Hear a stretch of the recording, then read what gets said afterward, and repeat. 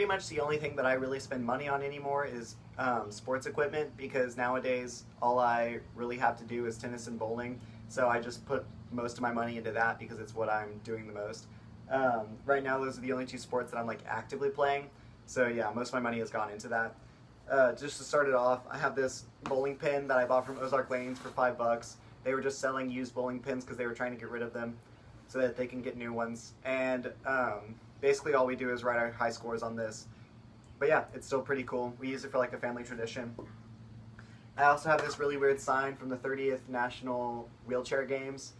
I don't know where it came from. It was just in one of the bags that I bought, but I kept it, so, you know. Then this in front of me is my 2-ball tote. It's an ebonite tote. It's pretty nice. It cost about $40 whenever we bought it. The top of it opens up, and I have my Brunswick shoes, which I bought online for $50. And then I also have my rosin bag, which is just for chalking my hands, and it cost about $8. If I go to the pouch underneath it, I actually have 2 bowling balls and some microfiber towels. These towels were like $1 each. They aren't very expensive because they usually come in packs, and I just use them to clean my bowling balls. But in here, I have an Ebonite Tornado. This is about a 20-year-old ball, and I bought it for $4 at a thrift shop, and that's pretty much what it's worth at this point because it's really old technology, and it doesn't really help the ball spin that much anymore. When it first came out, it was probably a really nice ball, but it was pretty mid-tier as well, so yeah. I only got it for $4, so it's still a pretty good deal because I don't need something that spins super, super hard. In my other pouch, I have my C300 Nitrous. This is my main bowling ball. This is the bronze blue and black one, which is pretty nice. I got it for around $80 at a pro shop. The drilling was included because it was at a pro shop in stock, so that was really helpful. The inserts were also included. Normally drilling and inserts costs like $40 for each ball, and if your ball already has holes in it, it costs another like $20 to fill the holes, so it's pretty rough having your own ball unless you just buy it all at once. And then there's one more pocket to this ebonite bag, which is over here on the front, and inside all I have is some bowling ball cleaner. It was $7.99. The price tag's still on it.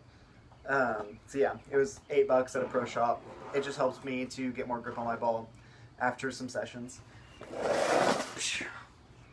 Then, if I bring out this cool leather tote, I also got this at that same thrift shop as the Ebonite Tornado for $4.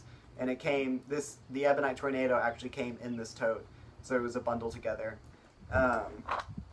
Inside this tote, however, I have my C300 Impulse. This is a C300 Impulse Solid, so it goes for around $130 as of right now. It's a few years old, so whenever it first came out, it was like a $180 to $190 bowling ball, but bowling technology moves surprisingly quickly, so now it's only $130. So we actually got it at a pretty decent price. It hooks harder than my Nitrous, not that y'all really care about bowling, but yeah, it's just a nicer ball than my Nitrous. Okay, so if I put that aside, I have one more single ball tote. This tote has a Brunswick Axis inside. This is actually the ball that came in this tote. I also got this at the same thrift shop for $4. So this is a Brunswick Axis. They sold it at Kmart in like the 1900s because people wanted to start bowling casually, but nobody had a bowling ball. So this is basically just like the same thing you would bowl with if you went to a normal bowling alley. It's just you can own it. So it doesn't actually spin or do anything special. But this came in this bag, and my dad actually uses this bag. I gave it to him. This is a nice storm tote. On like eBay, it would probably go for like $30 to $40, but I got it for $4, so I'm not complaining. Inside are my dad's shoes. These are also about $50 bowling shoes. They're pretty nice. But yeah, so that does it for my bowling equipment. But I also have my tennis equipment. So first off, I have the first ever racket that I used. This is just a Wilson Fusion Matrix. But the name of it doesn't actually matter because it's a $10 Walmart racket, and that's all you really have to know about it because it looks like a $10 Walmart racket and it acts like a $10 Walmart racket. So all it has is some random pro's face on it, and they sell a million of them. But it doesn't really do anything. This is pretty much the head equivalent of that. This is also a $10 Walmart racket.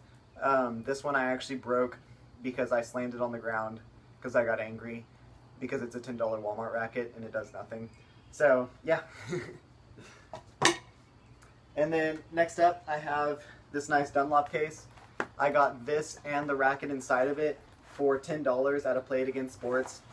The racket itself is actually a pretty nice graphite racket, except it's missing the cap on it. So even though that doesn't affect the performance of the racket at all, I got it for really cheap because people just get paranoid about that type of stuff.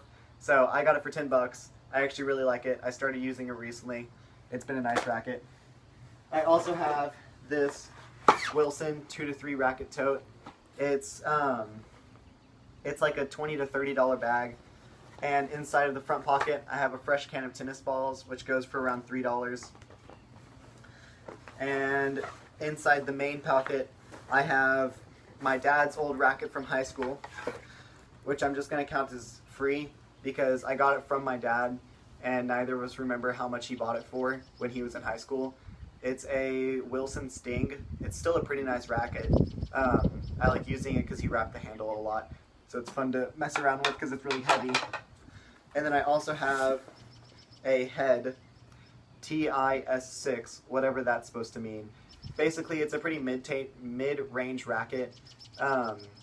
It's not like super bulked out or anything like that. It's just like an $80 racket, so it's pretty mid-tier. Yeah, that does it for my sports equipment.